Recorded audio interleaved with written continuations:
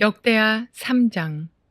솔로몬이 예루살렘 모리아산에 여호와의 전 건축하기를 시작하니 그곳은 전에 여호와께서 그의 아버지 다윗에게 나타나신 곳이요 여부스 사람 오르난의 타작마당에 다윗이 정한 곳이라. 솔로몬이 왕위에 오른 지 넷째 해 둘째 달 둘째 날 건축을 시작하였더라. 솔로몬이 하나님의 전을 위하여 놓은 지대는 이러하니 옛날에 쓰던 자로 길이가 60규빗이요 너비가 20규빗이며 그 성전 앞에 있는 낭실의 길이가 성전의 너비와 같이 20규빗이요 높이가 120규빗이니 안에는 순금으로 입혔으며 그 대전 천장은 잣나무로 만들고 또 순금으로 입히고 그 위에 종려나무와 사슬 형상을 새겼고 또 보석으로 성전을 꾸며 화려하게 하였으니 그 금은 바로와임 금이며 또 금으로 성전과 그 들보와 문지방과 벽과 문짝에 입히고 벽의 그룹들을 아로 새겼더라. 또 지성소를 지었으니 성전 넓이대로 길이가 20규빗이요 너비도 20규빗이라. 순금 600달란트로 입혔으니 못 무게가 금 50세겔이요 다락들도 금으로 입혔더라. 지성소 안에 두 그룹의 형상을 새겨 만들어 금으로 입혔으니 두 그룹의 날개 길이가 모두 20규빗이라.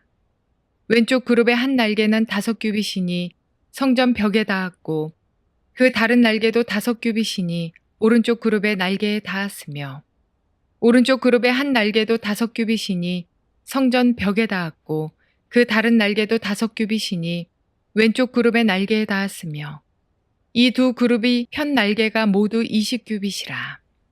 그 얼굴을 내전으로 향하여 서 있으며 청색, 자색, 홍색 실과 고운 배로 휘장문을 짓고 그 위에 그룹의 형상을 수놓았더라.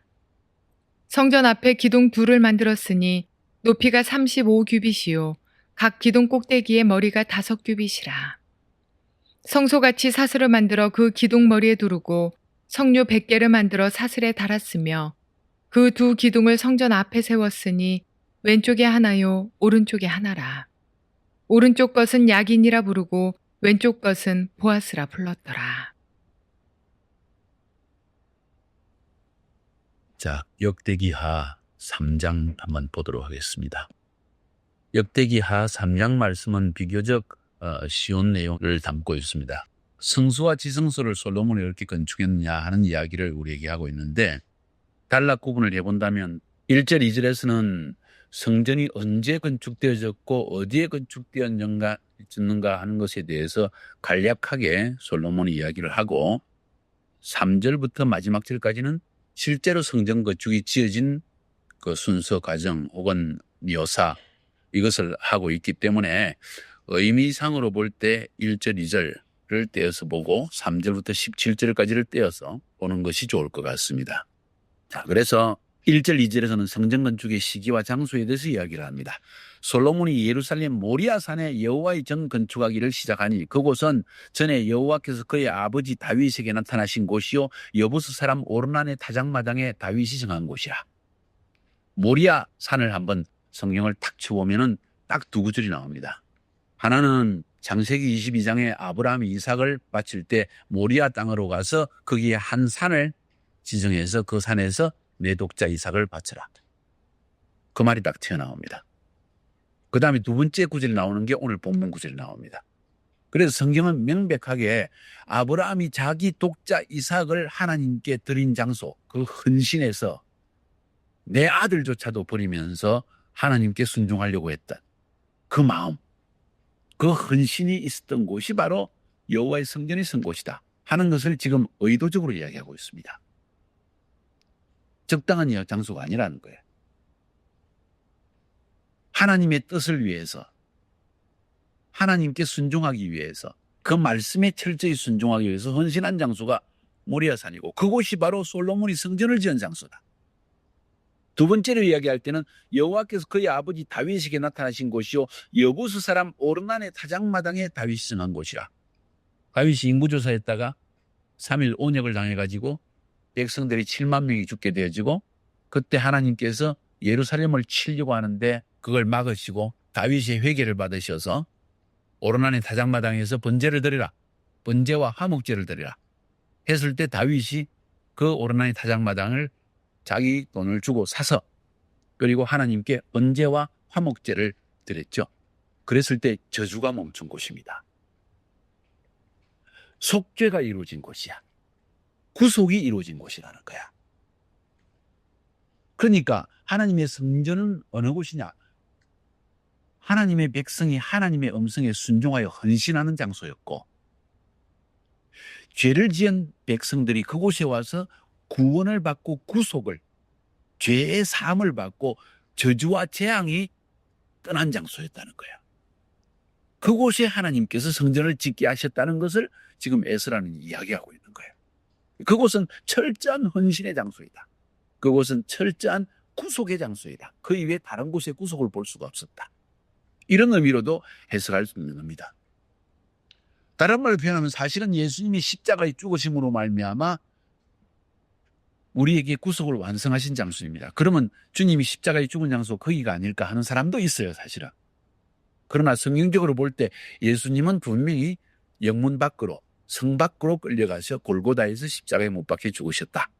그렇게 하기 때문에 십자가에 죽은 장소는 거기는 아니죠, 분명히.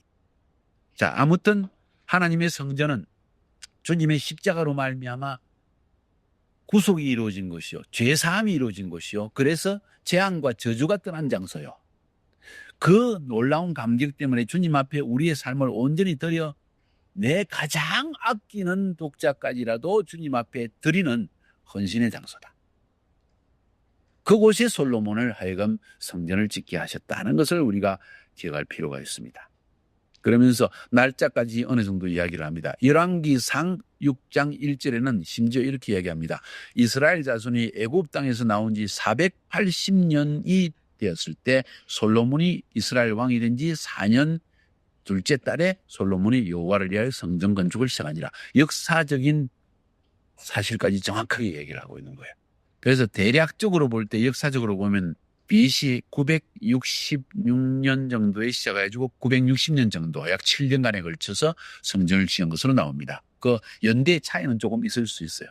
아무튼 960년대 정도에 솔로몬이 지었다는 걸 알 수가 있습니다. 그래서 드디어 모세의 성막은 늘 이동하던 것이었는데, 그래서 이동하는 성막은 구름 기둥과 불 기둥을 따라서 성막은 늘 이동을 했다 할 때 늘 성령님의 인도하심을 상징하는 것이었다면, 이제 솔로몬의 성전은 더 이상 이동하지 않고 한 곳에 머무르면서 하나님의 백성이 하나님과 임재 속에서 교제하는 것을 더 중요시 여기는 상징으로서 또 보여진다고 볼 수도 있겠습니다.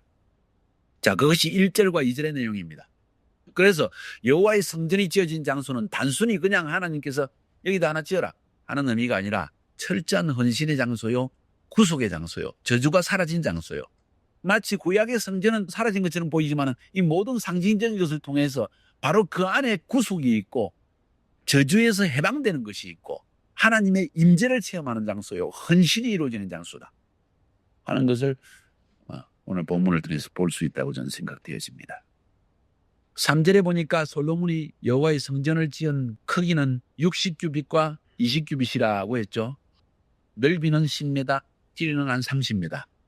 한 규빗을 44몇 몇 이렇게 이야기하는데 50cm로 우리가 대략 잡아가지고 30m, 10m. 모세의 성막은 길이가 15m, 폭이 5m. 지성소는 5m, 5m. 성전은 5m, 10m. 그 정도밖에 안 돼요. 이동하기 쉽게. 그러나 하나님께서 다윗에게 보여주신 식양대로 지었더라 하고 이야기하잖아요. 그렇게 지어졌다. 그 다음 두 번째로 낭실에 대한 이야기가 4절에 나옵니다. 성전 앞에 있는 낭실의 길이가 성전의 너비와 같이 20규빗이요. 폭은 똑같이 20규빗, 10m인데 높이가 엄청 높습니다. 60m입니다. 120규빗이니까. 그리고 그 안에 모두 순금으로 쫙 깔았다고 했습니다.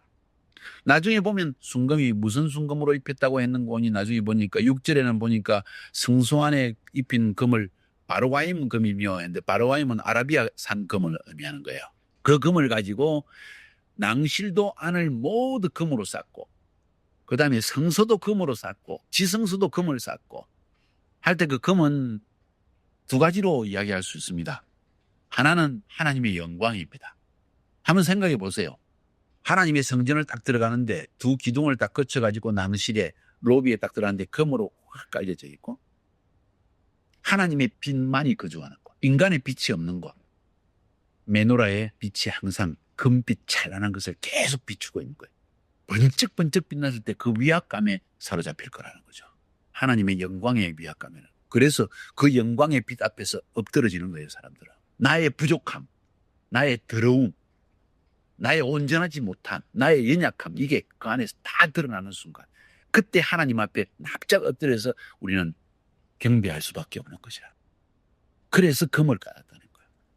다른 금의 의미는 성경에서 금을 이야기할 때 금 같은 믿음을 의미합니다.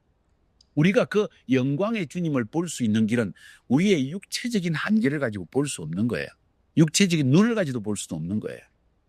우리의 한계적인 성품을 가지고도 하나님을 만날 수가 없습니다. 더러운 자이기 때문에 그 영광을 보는 순간 죽는다고 그랬어요. 어떨 때만 하나님을 볼 수 있습니까? 믿음 안에서만. 금 같은 믿음, 순결한 믿음. 그 믿음 안에서만 하나님을 만날 수 있다. 그 임재 속에 들어갈 수 있다는 것을 상징하는 것이 아닌가. 저는 그렇게 생각되었습니다. 그래서 금은 두 가지다. 하나님의 영광을 상징하고 그 하나님의 영광을 볼 수 있는 우리의 온전한 믿음을 의미하는 것이다. 아무튼 낭실, 로비가 있었다는 것을 성경은 우리에게 이야기했고 그 낭실은 순금으로 입혀서 우리가 하나님의 임재가 있는 성소, 하나님의 계시가 흐르는 지성소에 들어가기 전에 먼저 하나님의 영광 앞에서 우리 자신을 돌아보게 하기 위해서 하나님은 낭실을 지으신 것이 아닌가. 저는 그렇게 느껴집니다. 5절부터 7절까지는 성소를 건축한 것을 간략하게 이야기합니다. 나중에 그 성소 안에 어떤 기구들이 있는가, 그것은 나중에 따로 설명을 하고 있습니다. 그 대전 천장은 잣나무로 만들고, 잣나무는 편백나무예요. 이태리 편백나무. 편백나무로 만들고 순금으로 입히고, 역시 아까 순금 이야기했죠. 그 위에 종려나무와 사슬 형상, 종려나무라는 것은 대추야자나무, 그죠? 그 모습과 사슬 형상을 새겼고, 그러니까 금으로 입혀가지고 그 금을 전부 대추야자나무 그림을 쫙 그렸다는 거예요. 또 보석으로 성전을 꾸며 화려하게 했으니 그 금은 바로와인 금이며 또 금으로 성전과 거들보와 문지방과 벽과 문짝에 입히고 벽에 그룹들은 가로새겼더라. 그 벽에 성전 벽 안에 전부 그룹 천사들을 쫙 새겨나게. 뭘 의미할까요? 하나님의 임재 아니겠어요? 그룹 천사라는 것은 하나님이 임재하시는 모습을 휘황찬란한 금빛을 통해서 하나님의 영광의 임재 속에서 보게 했다는 거죠. 8절부터 13절까지에서는 지성소를 건축한 이야기를 들어주고 있습니다. 또 지성소를 지었으니 성전 넓이대로 길이가 20규빗이요 너비도 20규빗이라. 지성소가 20. 순금 600달란트로 입혔고 600달란트면 18톤입니다. 18톤. 10m 폭, 높이는 20m. 그거를 안을 전부 금으로, 그것도 6톤을 금을.